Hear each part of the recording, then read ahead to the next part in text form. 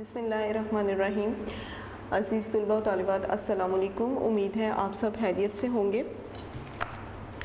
جماعت ہم اردو لازمی جو ہے یہ ہم کر رہے ہیں اور اس میں نظموں کا سلسلہ جو ہے وہ جاری تھا۔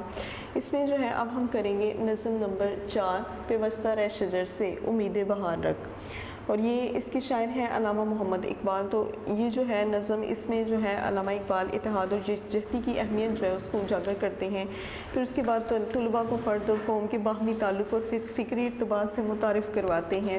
قومی یکجہتی کی ترویج کے ضمن میں علامہ اقبال کی خدمات جو ہیں وہ ان سے روشناس کروایا جاتا ہے۔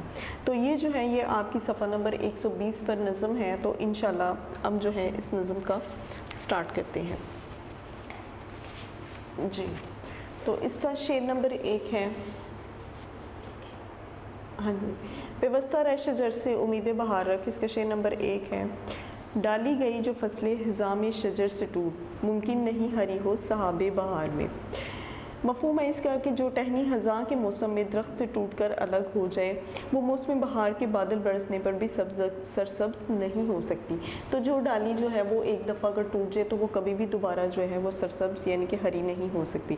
اس شعر میں اقبال نے اپنے فلسفہ اجتماعیت پر روشنی ڈالی ہے۔ کہتے ہیں کہ جو شخص خزاں کے موسم میں ٹوٹ کر الگ ہو جائے وہ دوبارہ کبھی سرسبز نہیں ہو سکتی۔ تو جو تو اجتماعیت یعنی کہ اکٹھا رہنے کا جو فلسفہ ہے، متحد رہنے کا جو فلسفہ ہے، اصل میں یہ جو شعر ہے، یہ جو نظم ہے، یہ اسی پر ہے، اور اسی پر روشنی ڈالتے ہوئے وہ کہتے ہیں کہ جو شاخ جو ہے وہ خزاں کے موسم میں ٹوٹ کر علیحدہ ہو جاتی ہے، وہ کبھی بھی دوبارہ ہری نہیں ہو سکتی، بے شک جتنے مرضی بہار کے موسم ہوں۔ اسی طرح جب انسان اپنی قوم سے ناطہ توڑ لیتا ہے، اور اسی طرح جب کوئی ایک انسان اپنی قوم سے جو ہے اپنا ناطہ توڑ لیتا ہے، مطلب اپنا تعلق توڑ لیتا ہے، تو اس کی نشو و نما اور ترقی جو ہے وہ رک جاتی ہے، اور تباہی اور بربادی جو ہے وہ اس کا مقدر بن جاتی ہے، ان کی اس کی قسمت بن جاتی ہے۔ درخت اور ٹہنی بڑی عمدہ مثال ہے۔ تو یہاں پر جو درخت اور ٹہنی ہے، اصل میں وہ بہت عمدہ مثال جو ہے وہ اجتماعیت کی دی گئی ہے۔ تو درخت جو ہے وہ ایک قوم کو یہاں پر کہا گیا ہے، اور ٹہنی جو ہے وہ اس سے علیحدہ ہونے والا کوئی فرد ہے۔ تو کہتے ہیں کہ ایک فرد جب اپنی قوم سے علیحدہ ہو جاتا ہے تو اس کے پاس کچھ نہیں بچتا، اور حقیقت بھی یہی ہے کہ جو ٹہنی درخت سے کٹ جائے، علیحدہ ہو جائے، وہ دوبارہ کبھی ہری نہیں ہو سکتی، پھر اس کے ہرے ہونے کا سوال ہی پیدا نہیں ہوتا۔ اگر ہمیں ہمیشہ ترقی کے زینے پر رہنا ہے اور متحد ہو کر رہنا ہے، تو ہمیں یہ کوشش کرنی چاہیے کہ ہم جو ہے وہ اپنی قوم کے ساتھ مل کر جو ہے وہ زندگی گزاریں، اور اسلام کے اصولوں کو لے کر ساتھ چلیں، اور مسلمانوں کو چھوٹے بڑے فروعی اختلافات اور جتنے چھوٹے بڑے جو اختلافات ہوتے ہیں ان سے الجھ کر جو ہے وہ اتحاد کو پارا پارا نہیں کرنا چاہیے، یعنی کہ چھوٹے چھوٹے اختلافات کو جو ہے وہ ختم کرنے کی کوشش کرنی چاہیے، نہ کہ ان کو الجھ کر اپنے اتحاد کو اور اتفاق کو ختم کرنا چاہیے۔ یہ تو شعر نمبر 1۔ اب ہم آتے ہیں شعر نمبر 2 کی طرف۔ ہے لازوال عہد خزاں اس کے واسطے کچھ واسطہ نہیں ہے اس کو برگ و بار سے۔ خزاں کا موسم کبھی بھی ختم نہیں ہوتا، مین کے پھول پتوں اور پھلوں سے جو ہے وہ اس کا کوئی تعلق نہیں۔ خزاں کا موسم جو ہے وہ ایک تو ہوتا ہے، ایک خاص موسم ہوتا ہے جو خزاں کا ہوتا ہے، لیکن کبھی کبھی ایسا بھی ہوتا ہے کہ جب بہار کے موسم میں بھی کوئی ٹہنی کٹ جائے، کوئی پتے علیحدہ ہو جائے، تو وہ جو ہے وہ خزاں ہی ہو جاتی ہے اس درخت کے لیے۔ تو یہاں پر اصل میں خزاں کا موسم کبھی ختم نہیں ہوتا سے مراد کہ انسان کے دکھ درد جو تکلیف ہیں وہ انسان کے ساتھ ساتھ چلتے ہیں، ہمیشہ تو نہ بندے پر سکھ رہتا ہے اور نہ ہی ہمیشہ سے دکھ۔ تو وہ کہتے ہیں کہ یہ چیزیں ساتھ ساتھ چلتی رہتی ہیں۔ جو شخص اپنے مرکز سے تعلق توڑ لیتا ہے، اب ہم آتے ہیں اس کی تشریح کی طرف کہ جو شخص جو ہے وہ اپنے مرکز سے یعنی کہ جس کے ساتھ وہ جڑا ہوا ہے، جب اس سے تعلق توڑ لیتا ہے اور وہ اپنی انفرادی زندگی میں زیادہ عرصہ تک زندہ نہیں رہ سکتا۔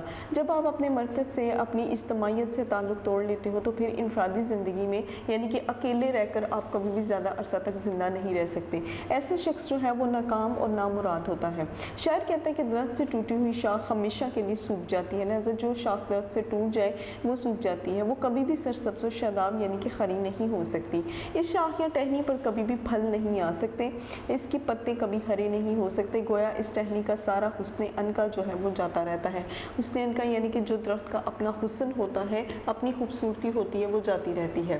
اقبال نے اس شعر میں مسلمانوں کو ایک عظیم درس دیا ہے، اور یہ درس اتحاد کا درس ہے، یعنی کہ اکٹھے ہونے کا درس جو ہے وہ دیا ہے۔ اقبال کی شاعری بھی عالمگیری اور اور آفاقی ہے۔ عالمگیری اور آفاقی شاعری جو کہ یعنی کہ سب کے لیے ہے، پوری دنیا کے لیے ہے، پورے لوگوں کے لیے، پورے دنیا کے مسلمانوں کے لیے متحد ہونے کے لیے شاعری ہے، تو انہوں نے زیادہ سے زیادہ اس پر توجہ دی ہے اور انہوں نے مسلمانان عالم میں زندگی کے ایک نئی لہر دوڑا دی، یعنی کہ پوری دنیا کے جتنے بھی مسلمان تھے ان کے اندر زندگی کی ایک نئی لہر دوڑائی، ایک نیا بلبلہ پیدا کیا، ایک جوش پیدا کیا۔ انہوں نے مسلمانوں میں یہ شعور بیدار کیا، یعنی کہ یہ آگاہی، یہ سوچ سمجھ اور سوجھ بوجھ عطا کی کہ اگر وہ اپنا کھویا ہوا مقام حاصل کرنا چاہتے ہیں تو آپ اس میں متحد ہو کر رہیں، اللہ کی رسی کو مضبوطی سے پکڑیں تاکہ کفر کی مسموم حرکات کا مقابلہ ہو سکے۔ تو اللہ تعالیٰ کی رسی کو جو ہے وہ مضبوطی سے پکڑے رکھیں، اسے تھامے رکھیں تاکہ کفر جو ہے وہ جتنی بھی اس کی غلط قسم کی حرکات ہیں وہ ساری کی ساری جو ہیں وہ ختم ہو سکیں۔ اب ہم آتے ہیں شعر نمبر 3 کی طرف۔ ہے تیرے گلستان میں بھی فصل خزاں کا دور، خالی ہے جیب گل زر کامل عیار سے۔ اے قوم مسلم، تیرے باغ میں خزاں کا موسم چھایا ہوا ہے، یعنی کہ مسلمان قوم تیرا جو باغ ہے یہاں پر خزاں کا موسم پوری طرح سے چھایا ہوا ہے، پھولوں کا جو دامن ہے وہ خالی سونے سے خالی ہو گیا ہے۔ تو وہ کہتے ہیں کہ پھولوں کا دامن جو ہے وہ ٹوٹلی طور پر جو ہے مکمل طور پر جو ہے وہ سونے سے خالی ہو گیا ہوا ہے اور ہر طرف ویرانی اور بربادی ہے۔ اس شعر میں ملت اسلامیہ کے لیے ایک عظیم درس ہے۔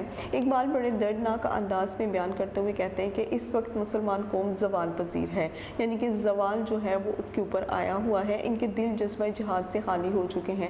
جذبہ جہاد سے یعنی کہ اللہ تعالیٰ کی راہ میں جہاد کرنے کے معاملے میں ان کے دل مکمل طور پر خالی ہو چکے ہیں اور وہ ہاتھ پر ہاتھ دھرے منتظر فردہ ہیں، یعنی کہ وہ کسی ایسے فرد کا انتظار کر رہے ہیں جو کہ آئے اور انہیں جو ہے ان مصیبت سے اور پریشانیوں سے نکالے۔ یہی سبب ہے کہ وہ غلامی کی زنجیروں میں جکڑے ہوئے ہیں اور انہی مصیبتوں کی وجہ سے اور اسی وجہ سے جو ہے وہ غلامی میں اپنے آپ کو انہوں نے جو ہے وہ جکڑ لیا۔ کہتے ہیں کہ مسلمانوں کی گلستان میں خزاں کا موسم آیا ہوا ہے، وہ درختوں کی شادابی، پتوں کی سرسبزی اور تازہ پھلوں سے محروم ہو چکے ہیں۔ تو وہ کیا ہے کہ درختوں کی جتنی بھی شادابی یعنی کہ جتنے بھی درخت ہیں وہ کھلے ہوئے ہیں، ان کے اوپر پھل پھول کھلے ہوئے ہیں، پتے ہرے ہیں، اور وہ کہتے ہیں ان ساروں سے اور خاص طور پر تازہ پھل جو ہیں ان سب سے محروم ہو چکے ہیں، اور باغ میں جتنے شگفتہ پھول نظر آتے ہیں ان پھولوں کا دامن جو ہے وہ خالص سونے سے خالی ہو چکا ہے۔ مراد یہ ہے کہ مسلمانوں کے گلستان پھول خوشبو اور شادابی سے محروم ہو چکے ہیں، تو مسلمانوں کے جتنے بھی باغ ہیں یہ پھولوں سے، خوشبو سے اور شادابیوں سے جو ہیں وہ مکمل طور پر محروم ہو چکے ہیں، اور ایسے لوگ باقی نہیں رہے جو ایمان کی دولت سے مالا مال تھے۔ تو ایسے لوگ جو ہیں وہ باقی بالکل نہیں ہیں جن کے اندر جو ہے وہ ایمان ہو، یعنی کہ اللہ تعالیٰ کی ذات کے لیے کچھ کرنے کا جو ہے عزم ان کے اندر ہو، ارادہ ہو۔ اب ہم آتے ہیں شعر نمبر 4 کی طرف۔ جو نغمہ زن تھے حلوت اوراق میں طیور، رخصت ہوئے تیرے شجر سایہ دار سے۔ اب اس کے مفہوم کی طرف آتے ہیں کہ پتوں کی اوٹ میں جو پرندے گیت گایا کرتے تھے، یعنی کہ پتوں میں چھپ کر جتنے بھی پرندے تھے جو وہ گیت گاتے تھے اور خوش و خرم پھرتے تھے، وہ تیرے اس سایہ دار درخت سے رخصت ہو چکے تھے۔ تو تیرا یہ جو سایہ دار درخت ہے اس سے جو ہے وہ رخصت ہو چکے ہیں، اب تجھ پر زوال کا وقت جو ہے وہ آ چکا ہے۔ اب اس کی تشریح کی طرف آتے ہیں، کہتے ہیں کہ مسلمان اس وقت زوال اور تباہی کا شکار ہو گئے ہیں۔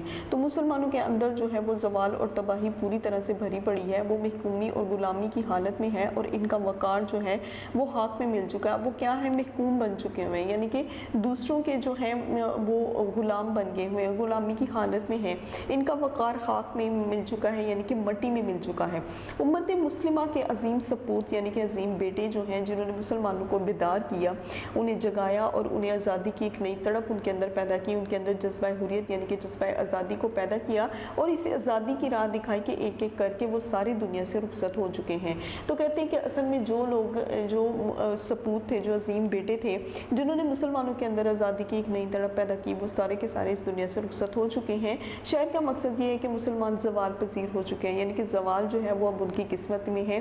ان کی رہبری کرنے والے مخلص اور اہل دل لیڈر اس دنیا سے رخصت ہو چکے ہیں۔ تو ان کی رہبری کرنے والے جتنے بھی لیڈر ہیں، جتنے بھی رہنما ہیں، وہ مخلص جو ہیں وہ اس دنیا سے رخصت ہو چکے ہیں۔ بظاہر ان کی رہبری کرنے والے ہی نظر آ رہے ہیں، اب بظاہر جو ہے وہ ان کی رہبری نہ کرنے والے نظر آ رہے ہیں کہ ایسے جو کہ ان کی رہنمائی نہ کریں۔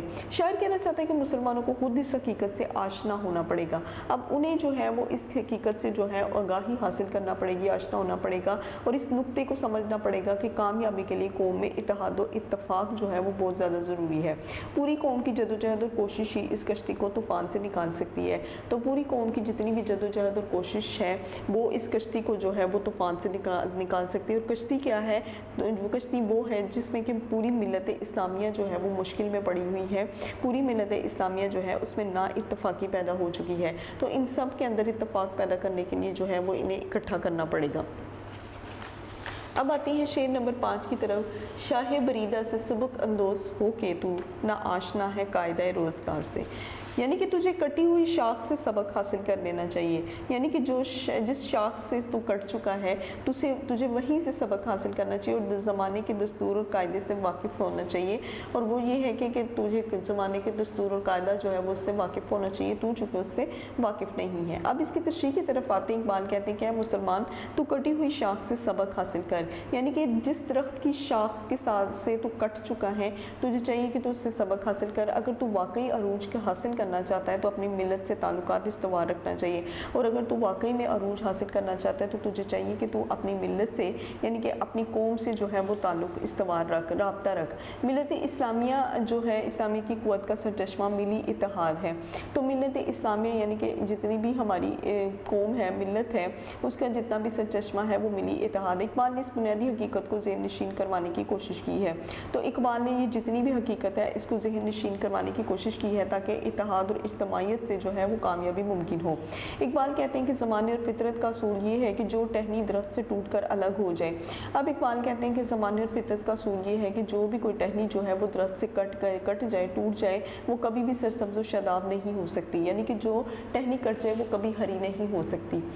تاریخ گواہ ہے کہ جب بھی مسلمان متحد ہو کر میدان عمل میں آئے تو چند ہی سالوں میں دنیا پر چھا گئے. تو تاریخ اس بات کی گواہ ہے کہ جب بھی کبھی مسلمان جو ہے وہ عمل کے میدان میں آئے, وہ کسی بھی ایک میدان میں جس جگہ پر انہوں نے جو ہے اپنے آپ کو لانے کی کوشش کی تو وہ جو ہے وہ چند سالوں میں پوری دنیا پر چھا گئے اور اس کی عظمت کا ڈنکا بجنے لگا. لیکن جب مسلمان باہمی نا اتفاقی کا شکار ہو گئے تو وہ زوال اور پستی کے گڑھے میں جا گرے. لیکن جو مسلمان ہے وہ اگر باہمی نا اتفاقی یعنی کہ ان کے اندر جو نا اتفاقی ہے وہ پیدا ہو گئی تو وہ زوال اور پستی کے گڑھے میں جا گرے اور غیر قومیں ان پر غالب آ گئے. اور جتنی بھی غیر قومیں تھیں وہ ساری کی ساری ان پر غالب آ گئی. آج بھی دنیا میں مسلمانوں کے ابھرنے کا ایک ہی ذریعہ ہے کہ وہ باہم متحد ہو جائیں.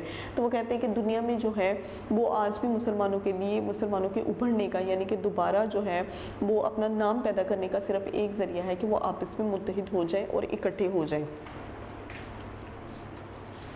جی اب آتے ہیں شعر نمبر 6 کی طرف. ملت کے ساتھ رابطہ استوار رکھ, پیوستہ رہ شجر سے امید بہار رکھ. ملت ایک درخت کی مانند ہے یعنی کہ قوم جو ہے قوم کو کہا گیا ہے. تو وہ کہتے ہیں کہ یہ ایک درخت کی مانند ہے اور اس سے تعلق قائم کرنے کی امید کی جا سکتی ہے.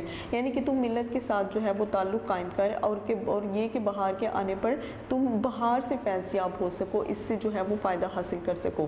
اب اس کی تشریح کی طرف آتے ہیں. اے مسلمانوں تم بھی اپنا تعلق ملت اسلامیہ سے قائم رکھو. تو کہتے ہیں کہ اے مسلمانوں تم اپنا تعلق جو ہے وہ ملت اسلامیہ یعنی کہ اس جتنی بھی اسلام کی جو ملت ہے جو قوم ہے اس کے ساتھ اپنا تعلق رکھو. تیری ترقی اور کامیابی کا ساتھ اسی میں ہے کہ تو اپنی قوم سے وابستہ رہے. تو تیری جو ترقی ہے اور کامیابی کا راز جو ہے وہ یہ ہے کہ تو اپنی قوم سے جو ہے وہ وابستہ رہے, تعلق قائم کرے. یہ درست ہے کہ اس وقت قوم مسلم زوال پذیر ہے. یہ بھی بات ٹھیک ہے کہ قوم مسلم ہے, مسلمانوں کی جو قوم ہے وہ زوال پذیر ہے یعنی کہ زوال میں جو ہے وہ گر چکی ہے. لیکن عروج و زوال تو آتا ہی رہتا ہے. لیکن انسان کی زندگی میں عروج اور زوال جو ہے وہ آتا رہتا ہے, وہ چلتا رہتا ہے. یہ زمانے کا دستور ہے, عروج بھی عارضی ہے اور زوال بھی عارضی ہے.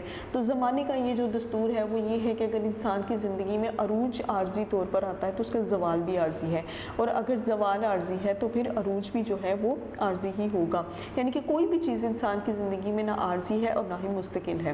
اگر مسلمان اتحاد کا دامن یعنی کہ آپس میں اکٹھے رہنے کے دامن کو تھامے رکھیں اور ان کا زوال اور عروج جو ہے وہ ہمیشہ ان کا جو زوال اور عروج میں بدل جائے, یعنی کہ اگر وہ اپنے آپ کو متحد رکھیں تو ان کا جو زوال ہے وہ عروج میں بدل سکتا ہے. یعنی کہ پستی سے جو ہے یہ بلندی کی طرف آ سکتے ہیں. قوم مسلم میں جب اتحاد اور یکجہتی ہوتی ہے تو پھر وہ ساری دنیا پر چھا جاتی ہے. تو کہتے ہیں کہ جب مسلمان قوم جو ہے آپس میں اکٹھی ہوتی ہے تو پھر یہ ساری دنیا پر چھا جاتی ہے اور دوسری اقوام نے اس کے آگے گھٹنے ٹیکنے ہی ہوتے ہیں, کیونکہ یہ دوسری اقوام کو اتنا مجبور کر دیتی کہ یہ اس کے آگے جو ہے وہ اپنے گھٹنوں کو ٹیک سکیں۔ اقبال مسلمان نوجوانوں سے مخاطب ہو کر کہتے ہیں، اب یہاں پر جو ہے وہ اقبال مسلمان نوجوان جو ہیں ان سے مخاطب ہوتے ہیں اور کہتے ہیں کہ تمہاری خوشحالی کا، تمہاری خوشی کا راز یہی ہے کہ ملت کے وجود میں گم ہو جا کے، جو قوم ہے اس کے وجود میں جو ہے وہ تم گم ہو جاؤ۔ اسلام ایک مکمل ضابطہ حیات ہے، یعنی کہ زندگی گزارنے کے مکمل اصول جو ہیں وہ اسلام کے اندر ہیں، اور اس کے اصولوں پر عمل کر کے یہی تو کامیابی کی منازل طے ہو سکتی ہے۔ تو وہ کہتے ہیں کہ اگر آپ اس کے اصولوں کے اوپر عمل کریں تو آپ جو ہے وہ کامیابی کی منزل تک پہنچ سکتے ہیں۔ تو کلاس یہ تھی آپ کی نظم پیوستہ رہ شجر سے امیدیں بہار رکھ، جس کے شاعر جو ہیں وہ علامہ اقبال ہیں۔ اب ہم اس کے مختصر سوالات کی طرف آتے ہیں۔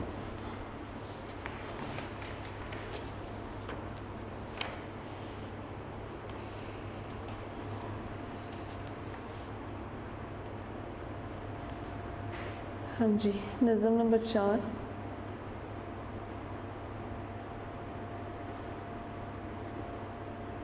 پیوستہ رہ شجر سے امیدیں بہار رکھ۔ جی، مختصر سوالات کے جوابات۔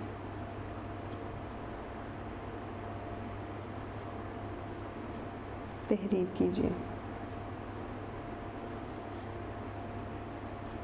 سوال نمبر 1، اقبال نے ڈالی اور شجر سے کیا مراد لیا ہے؟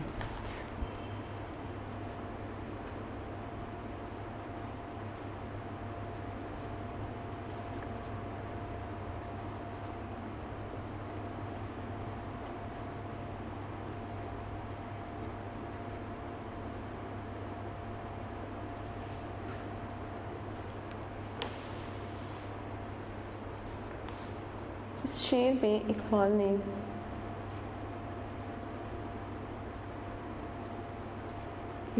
اجتماعیت میں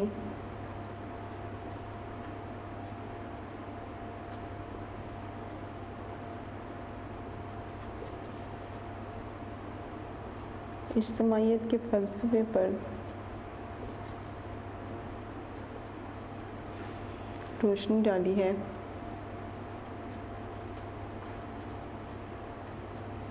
ان کا کہنا ہے کہ انسان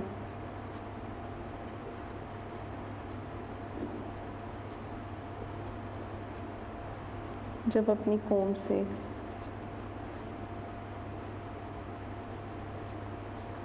ناطہ توڑ لیتا ہے تو اس کی نشو و نما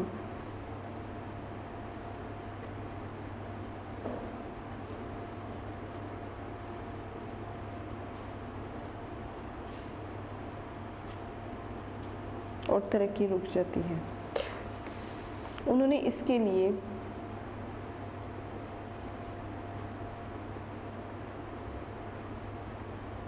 درخت اور ٹہنی کی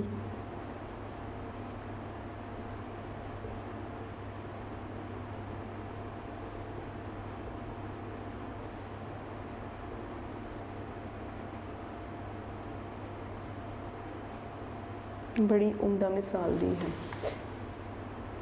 سوال نمبر 2، عہد خزاں کس کے واسطے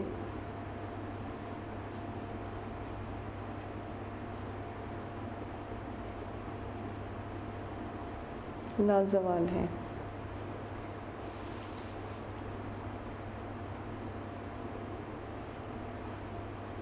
عہد خزاں درخت سے الگ ہو جانے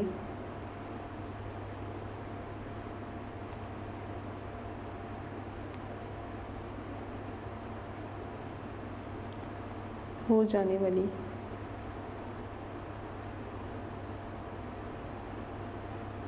شاخ کے لیے لازوال ہے۔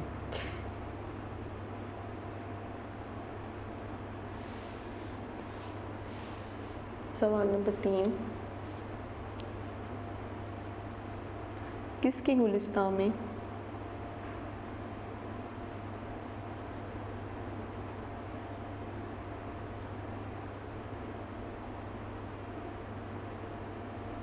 فصل خزاں کا دور ہے؟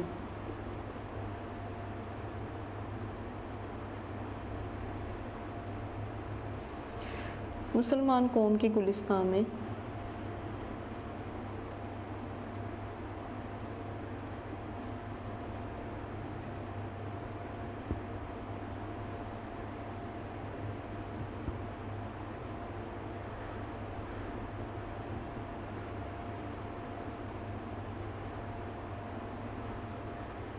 فصل خزاں کا دور ہے۔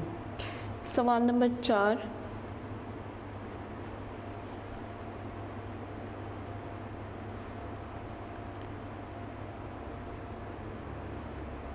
جیب گل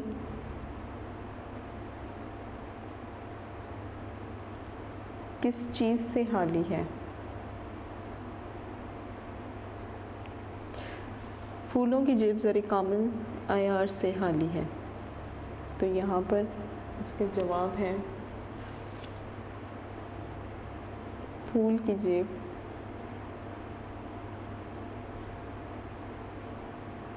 زر کامل عیار سے خالی ہے۔ سوال نمبر 5، خلوت اوراق میں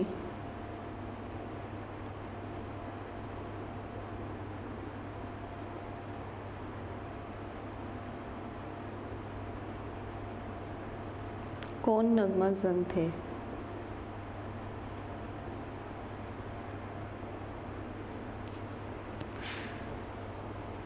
خلوت اوراق میں جواب ہے اس کا خلوت اوراق میں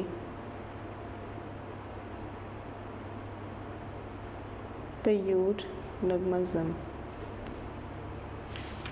تھے۔ اب سوال نمبر 6، ہمیں کس چیز سے سبق اندوز ہونا چاہیے؟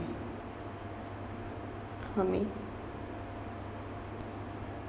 کس چیز سے سبق اندوز ہونا چاہیے؟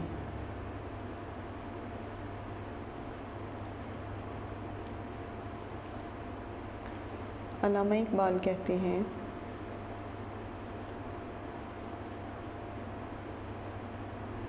کہ ہمیں کٹی ہوئی شاخ سے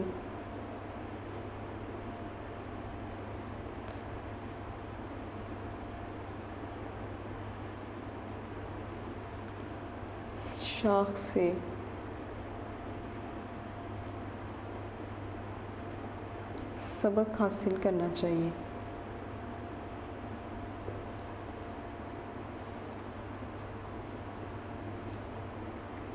سوال نمبر 7،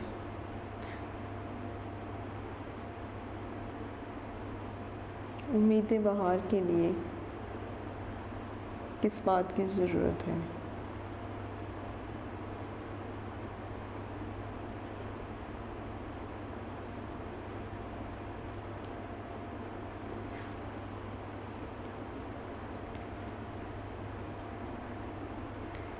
امید بہار کے لیے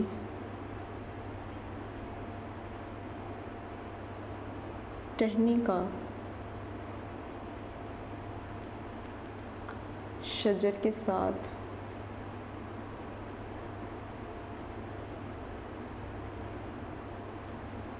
جڑے رہنا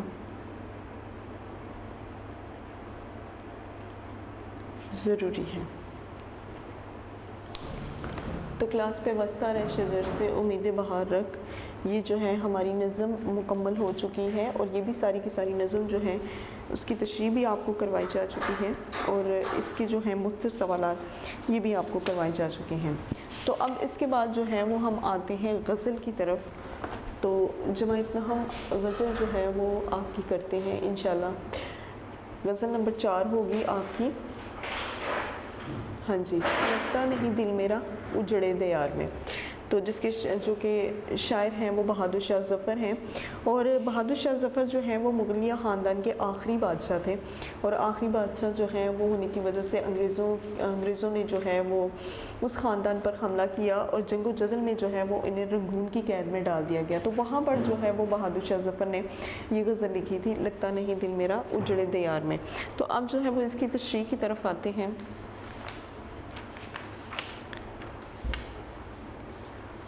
غزل نمبر 1، لگتا نہیں دل میرا اجڑے دیار میں، کس کی بنی ہے عالم ناپائیدار میں۔ مفہوم اس کا، بہادر شاہ ظفر کا دل جو ہے وہ ویران اور اجڑے ہوئے ملک میں جو ہے وہ بالکل نہیں لگتا، کیونکہ ظاہر ہے جو بندہ جس ملک میں پیدا ہوتا ہے اسے اس مٹی سے پیار ہوتا ہے، جب اسے اس وہاں سے نکال دیا جاتا ہے تو یہ ایک فطری بات ہوتی ہے کہ اس کا کسی اور جگہ کہیں بھی دل نہیں لگتا۔ تو وہ کہتے ہیں کہ بہادر شاہ ظفر کہتے ہیں کہ میرا جو دل ہے وہ اس اجڑے ہوئے جو اجڑا اور ویران جو جگہ ہے یہاں پر ہرگز نہیں لگتا، اور کہتے ہیں کہ اس ناپائیدار اور فانی دنیا، یعنی کہ ایک ایسی دنیا جو کہ پائیدار نہیں ہے اور فانی دنیا جو کہ فنا ہونے والی ہے، تو وہ کہتے ہیں کہ اس فانی دنیا میں جو ہے وہ کبھی بھی نہیں لگ سکتا۔ تو وہ کہتے ہیں کس کی بنی ہوتی ہے اس دنیا میں جو کہ ہمیشہ رہنے والی نہیں ہے۔ یہ غزل بہادر شاہ ظفر کی جو ہے، یہ غزل بہادر شاہ ظفر کی ہے جو مغلیہ دور کا آخری تاجدار تھا، یعنی کہ مغلیہ دور کا آخری بادشاہ تھا۔ مسلمان پوری شان و شوکت سے بر صغیر پر حکومت کر رہے تھے، مسلمان جو ہیں وہ پوری شان سے جو ہے وہ پورے بر صغیر پر چھائے ہوئے تھے اور اسی جگہ پر جو ہے وہ حکومت کر رہے تھے، مگر نہ اہل جانشین، لیکن کچھ ایسے جانشین جو کہ بڑے نااہل تھے اور اس قابل نہیں تھے کہ وہ حکومت کر سکیں، انہوں نے جو ہے آرام پرست اور یعنی کہ آرام کرنے والے، انہوں نے حکمرانوں کی بدولت جو ہے وہ مغلیہ حکومت کا تخت و تاراج کر دی، یعنی کہ مغلیہ حکومت کا جو کرسی تھی اس کی جو حکومت تھی اس کو جو ہے وہ ختم کر دیا۔ مغل شہنشاہ اور شہزادے جو ہیں وہ عیش و عشرت میں پڑے ہوئے تھے۔ اب جتنے بھی مغل شہنشاہ تھے یا پھر جتنے بادشاہ تھے اور شہزادے تھے وہ سارے کے سارے عیش و عشرت میں جو ہے وہ پڑے ہوئے تھے اور آرام ان کی گھٹی میں پڑ چکا تھا، یعنی کہ اسے گھٹی کی شکل میں جو ہے وہ انہیں آرام جو ہے وہ ان کے اندر رچا بسا ہوا تھا۔ شاعر نے اپنی محرومیوں اور بے بسیوں کا حال بیان کیا ہے کہ میرا دل اس ویران اور جڑے ہوئے ملک میں جو ہے وہ ہرگز نہیں لگتا، میرا دل رنج و غم سے بوجھل ہے، ایک لمحہ بھی اس ویران اور اجڑے ملک میں جو ہے وہ میرا دل نہیں لگا، کیونکہ میرا دل جو ہے وہ رنج سے بھرا ہوا ہے، غم سے بھرا ہوا ہے۔ اب جو ہے وہ یہ کہتا ہے کہ کون سا ایسا لمحہ ہو کہ میں اس غم سے جو ہے وہ چھٹکارا پا سکوں، میں سخت پریشان ہوں اور بدحال ہوں، بدحال یعنی کہ برے حال میں ہوں اور بہت زیادہ پریشانی میں مبتلا ہوں، مگر خود کو تسلی دیتے ہوئے کہتا ہے کہ کون ہے جسے دنیا میں بقا اور دوام حاصل ہے، یعنی کہ خود کو اب یہاں پر وہ تسلی دیتے ہیں کہ ایسا کون ہے جو اس دنیا میں ہمیشہ رہنے والا ہے، اس دنیا میں کوئی شخص ایسا نہیں جو غم سے نجات حاصل کر سکے۔ اور اب دنیا کی بات کرتے ہیں تو یہاں پر کوئی بھی شخص ایسا نہیں ہے جو اس غم سے، پریشانی سے جسے نجات حاصل کو، یہاں پر ہر شخص جو ہے وہ دکھی اور پریشان ہے۔ شعر نمبر 2 کی طرف آتے ہیں۔ عمر دراز مانگ کے لائے تھے 4 دن، 2 آرزو میں کٹ گئے 2 انتظار میں۔ تو اس کا مفہوم ہے کہ یہ دنیا جو ہے یہ 4 دن کی ہے اور اس کے بعد اخروی زندگی یعنی کہ ہمیشہ والی زندگی جو ہے وہ آخرت شروع ہو جائے گی، تو یہاں پر یہ جو دنیا ہے یہاں پر ہم ہمیشہ نہیں رہنے والے۔ شاعر کہتا ہے کہ یہ دنیا 2 دن آرزو کرتے ہوئے اور 2 دن انتظار کرتے گزر جاتی ہے، یعنی کہ ہماری یہ جو زندگی ہے یہ 4 دن کی ہے، جس میں 2 دن جو ہیں وہ ہماری خواہشات کرتے ہوئے گزر جاتے ہیں اور 2 دن جو ہیں ان خواہشات کا انتظار کرنے میں ہی گزر جاتی ہے۔ اب اس کی تشریح کی طرف آتے ہیں۔ شاعر چونکہ پریشان ہے، یعنی کہ بہت زیادہ مصیبت میں، پریشانی میں مبتلا اور اپنی زندگی کے آخری دن وہ بہت قسم پرسی کی حالت میں گزار رہا ہے، اسے یہ دنیا اور دنیا میں موجود کچھ بھی اچھا نہیں لگتا۔ اگر اس سے پوچھیں تو اس دنیا اور دنیا میں موجود جتنی بھی آسائشیں ہیں یا جتنے بھی اپنے رشتے ناتے ہیں اسے کچھ بھی پسند نہیں۔ وہ بڑی محرومی اور حسرت سے کہتا ہے کہ یہ دنیا بہت مختصر ہے اور ظالم ہے۔ وہ کہتا ہے کہ اگر میں اس دنیا کی بات کروں تو یہ بہت چھوٹی سی دنیا ہے اور بہت زیادہ ظالم ہے۔ ہم اللہ تعالیٰ سے 4 دن مستعار لے کر آئے ہیں، یعنی کہ ادھار لے کر آئے ہیں اور اس کے بعد واپس چلے جانا ہے، یہاں اس کے بعد ہم نے جو ہے وہ اس دنیا سے واپس چلے جانا ہے، مگر جب اس دنیا میں آئے اور اس دنیا کی رنگینی میں کھو گئے، وہ کہتے ہیں ہم نے تو اللہ سے یہ وعدہ کیا تھا کہ جب ہم اس دنیا میں آئیں گے تو یہاں سے ہم واپس بھی جائیں گے، لیکن اب جو ہے اس دنیا کی رنگینیوں میں ہم اتنا کھو چکے ہیں کہ یہاں بے شمار تمنائیں اور آرزویں پیدا ہونے لگی ہیں۔ اب اس دنیا میں کیا ہے، اب اس دنیا میں ہمارے لیے بے شمار تمنائیں ہیں، ہماری عائشیں ہیں جو ہم نے پیدا کر رکھی ہیں، ہماری آدھی زندگی جو ہے وہ انہی خواہشات کی تکمیل میں پوری ہو گئی ہے۔ شاعر کہتا ہے کہ میری خواہشات بہت زیادہ، اگر آپ مجھ سے پوچھیں تو میری خواہشات جو ہیں، میری تمنائیں جو ہیں وہ بہت زیادہ ہیں، مگر یہ خواہشات کبھی پوری ہوتی ہیں یا نہیں، اور نہ ہی مجھے لگتا ہے کہ یہ میری خواہشات جو ہیں وہ کبھی پوری ہو بھی سکتی ہیں۔ اب آتے ہیں شعر نمبر 3 کی طرف۔ بلبل کو باغ سے نہ صیاد سے گلا، قسمت میں قید لکھی تھی فصل بہار میں۔ मफहूम इसका कि बुलबुल को ना तो बागबान से और ना ही शिकारी से गिला है। बागबान से यानी कि जो बाग का माली है, ना तो बुलबुल को उससे गिला है और ना ही शिकारी से कि जिसने शिकार किया। उसने बुलबुल को कैद कर लिया है, क्योंकि शिकारी जो है उसका काम है या तो उसको मार देता है या कैद कर लेता, तो वो कहता है कि मुझे शिकारी से भी कोई गिला नहीं, बल्कि इसकी किस्मत में ही बहार के मौसम में कैद लिखी थी। वो कहता है मुझे किसी से कोई शिकवा नहीं, क्योंकि मेरी किस्मत में बहार के मौसम में जो है वो कैद लिखी थी।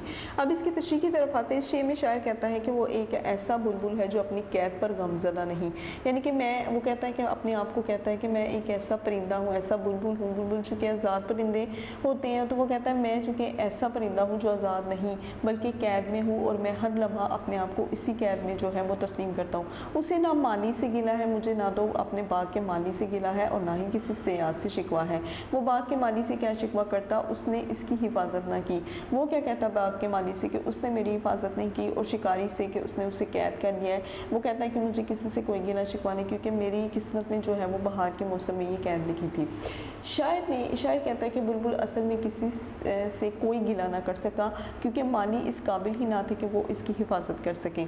तो वो कहते हैं कि बुलबुल जो है वो किसी से कोई गिला शिकवा जो है वो नहीं कर रहा, क्योंकि वो जानता है कि माली जो है वो इस काबिल ही नहीं थे कि वो इसकी हिफाजत कर सके। और दूसरे ये कि बहार के मौसम में जो है वो उसकी बाहर के मौसम में जो आज़ादी और खुशी जो है मिलती है वो उसे नहीं मिल सकी। शायर कहता है कि मेरी बदकिस्मती ये है कि मेरी कैद जो है वो लिखी गई थी, और वो भी बाहर के मौसम में, और किस्मत जो ज़िल्लत में थी वो तो ज़ाहिर है मैंने उठानी थी।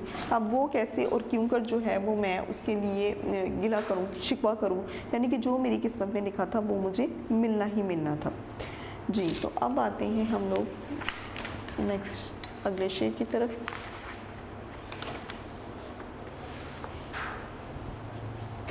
इन हसरतों से कह दो कहीं और जा बसे, इतनी जगह कहाँ दिले दागदार में। जी, तो यहाँ पर जो है वो शायद ये कहना चाहते हैं कि इसके मफ़हूम की तरफ आते हैं कि इन हसरतों और नाकामियों से कह दो कि ये जो जितनी भी हसरतें यानी कि जितनी भी मेरी ख्वाहिशात हैं और जो भी मेरी नाकामियाँ हैं, तुम इनसे कह दो कि ये कहीं और जा बसे, क्योंकि मेरे दिल में जो है वो इतनी जगह नहीं है। दिले नापायदार में यानी कि मेरा जो दिल है वो मजबूत नहीं है, तो वहाँ पर इतनी जगह नहीं कि मैं उन्हें बसा सकूँ, क्योंकि मेरा दिल पहले से ही दावों से भरा हुआ है। अब इसकी तशरीह की तरफ आते हैं। बहादुर शाह ज़फ़र नहायत बदहाल हो चुके हैं, यानी कि वो जो है इस शेर में वो जो अपने आप को अगर वो बयान करें तो वो ये है कि वो बहुत ज़्यादा बदहाल और बहुत ज़्यादा जो है वो थक चुके हैं। किस मामले में थक चुके हैं कि वो यही सोच कर के एक तो मैं अपने मुल्क से अलहदा हो चुका हूँ, और दूसरा ये कि मैं जो है वो एक कैद में हूँ। रंगून की कैद में वो अपनी आज़ादी के दिन को याद करते हैं। ये रंगून की कैद, ये जगह का नाम है, बर्मा का एक शहर था रंगून। तो वो कहते हैं कि वहाँ पर जो है वो अपनी आज़ादी के दिन को याद कर रहे हैं कि कितनी आज़ादी थी, हर तरफ खुशियाँ थी। अब मैं ज़िंदान में हूँ, अब इस आज़ादी से हटकर जो है वो खुशियाँ मेरे लिए ख़त्म हो चुकी हैं। अब ये कि मैं ज़िंदान में पड़ा हूँ और मेरी तमाम ख्वाहिशात जितनी भी हैं वो दम तोड़ चुकी हैं, ख़त्म हो चुकी हैं, और जीने की आरज़ू जो है वो भी ख़त्म हो चुकी है। शायर कहता है कि मेरी नाकाम आरज़ुओं से कह दो कि अब वो किसी और दिल को अपना ठिकाना बना ले। तो यहाँ पर शायर कहता है कि मेरी जो नाकाम आरज़ुएँ हैं उन्हें कह दो कि मेरे दिल जो है वहाँ पर अब तुम्हारे लिए कोई जगह नहीं, तुम कहीं और जगह पर जो है वो अपने लिए ठिकाना बना लो। गम और दुख सहने की हिम्मत जो है वो मेरे अंदर नहीं है। शायर असल में बहुत परेशान और कहता है कि अब सारी ख्वाहिशें और तमन्नाएं जो हैं वो मेरी ख़त्म हो चुकी हैं, और ज़िंदगी के बाकी दिन जो है वो मैं गिन कर गुजार रहा हूँ। तो मेरी जितनी भी ख्वाहिशात हैं ये सारी की सारी ख़त्म हो चुकी हैं, और मैं ज़िंदगी के बाकी दिन जितने भी हैं वो गिन कर गुजार रहा हूँ।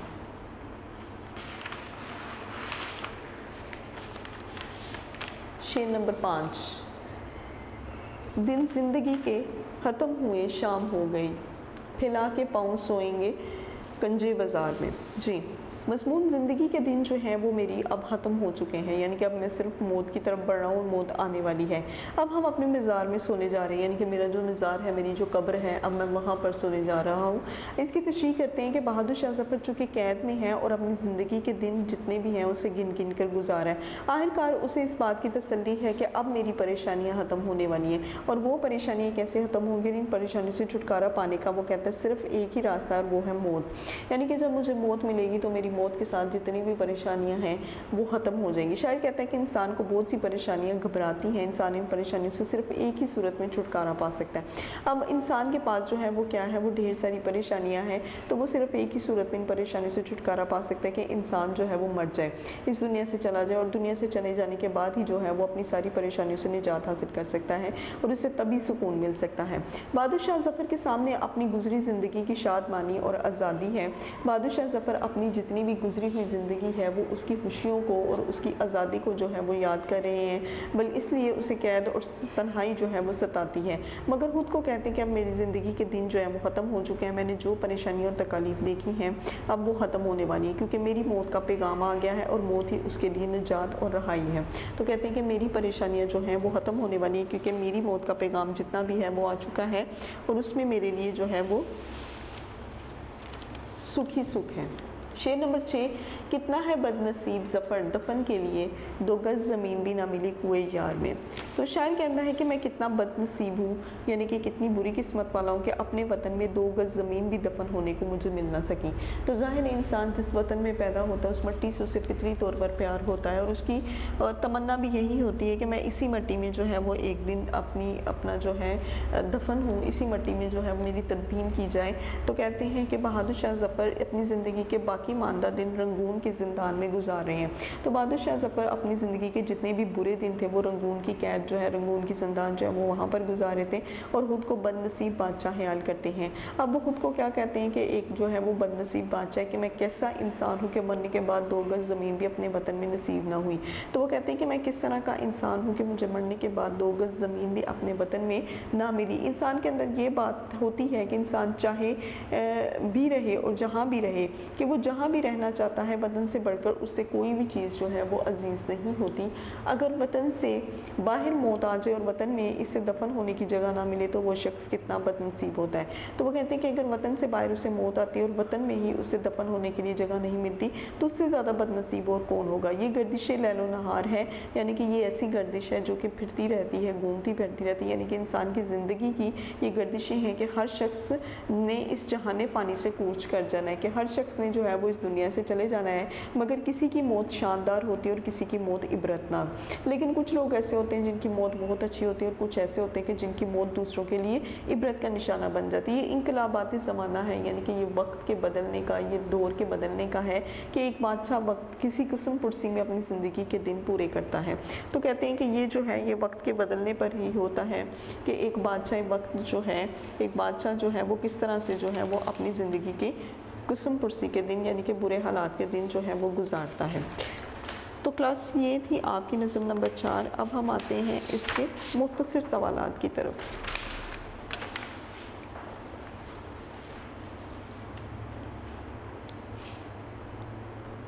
نظم نمبر 4،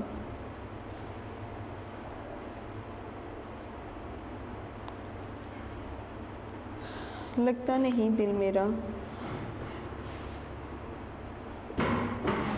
اجڑے دیار میں۔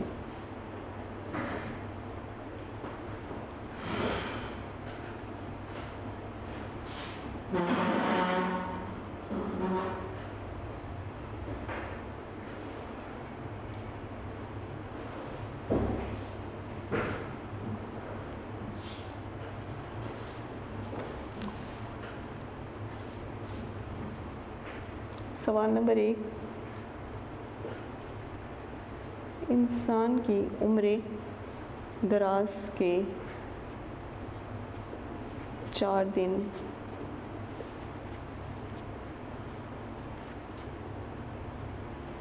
کیسے کٹتے ہیں؟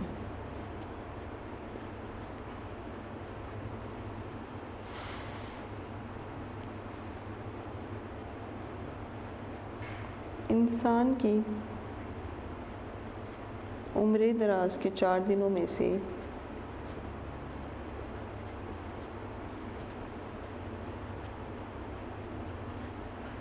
2 آرزو میں کٹ جاتے ہیں،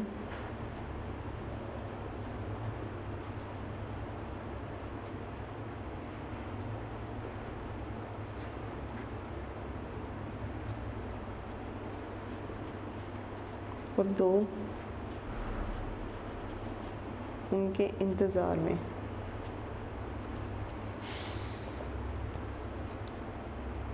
سوال نمبر 2، بلبل کو باغ سے اور سیال سے کیا گلہ ہے؟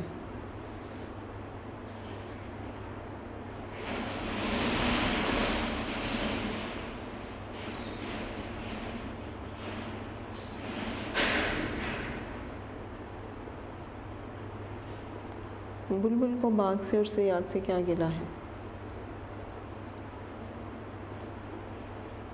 بلبل کو باغ سے اور سیال سے کوئی گلہ نہیں۔ سوال نمبر 3،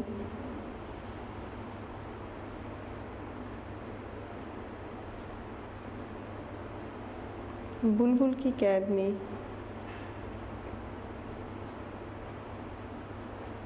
کیا لکھی تھی؟ جواب، بلبل کی قید میں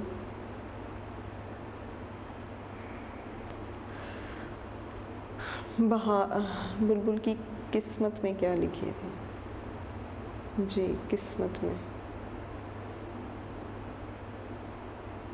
بلبل کی قسمت میں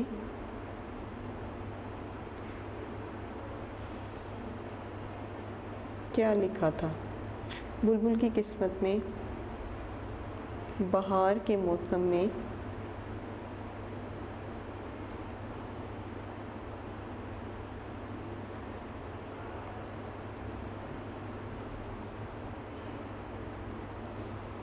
شاعر اپنی حسرتوں سے کیا کہنا چاہتا ہے؟ تو سوال نمبر 3 پہلے پڑھا دوں، بلبل کی قسمت میں کیا لکھا تھا؟ بلبل کی قسمت میں بہار کے موسم میں قید لکھی تھی۔ شاعر اپنی حسرتوں سے کیا کہنا چاہتا ہے؟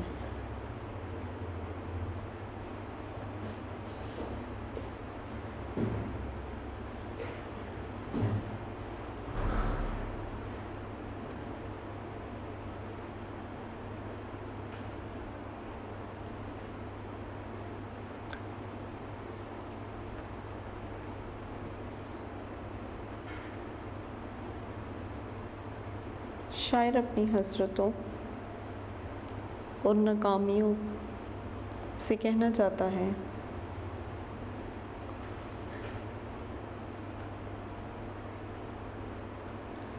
کہ وہ کہیں اور جا کر رہیں،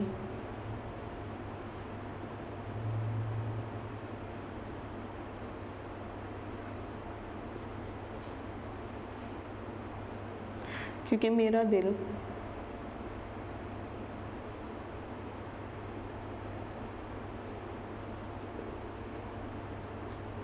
داغوں سے بھرا ہوا ہے۔ ہاں جی، سوال نمبر 5، شاعر نے اپنی کس بد نصیبی کا ذکر کیا ہے؟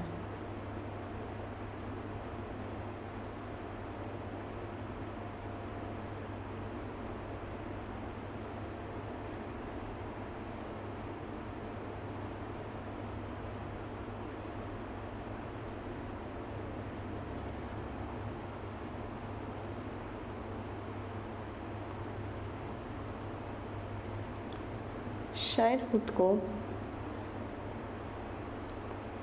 بد نصیب تصور کرتا ہے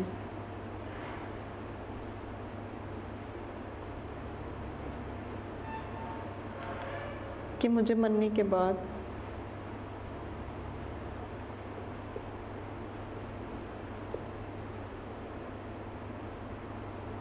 دفن ہونے کے لیے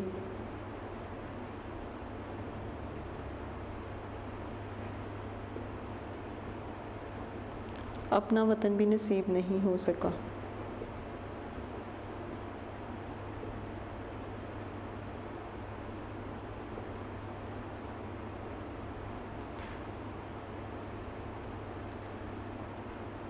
کیونکہ بہادر شاہ ظفر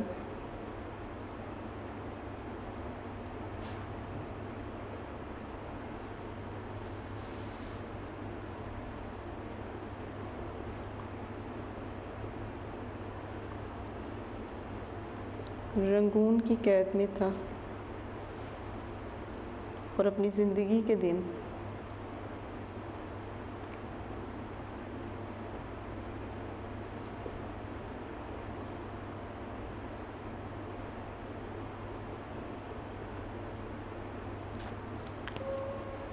وہی گزارا تھا۔ تو کلاس یہ تھی آپ کی نظم لگتا نہیں دل میرا، غزل جو ہے وہ لگتا نہیں دل میرا اجڑے دیار میں، اس کی شعروں کی تشریح کروائی جا چکی ہے اور اس کے مستند سوالات بھی ہو چکے ہیں۔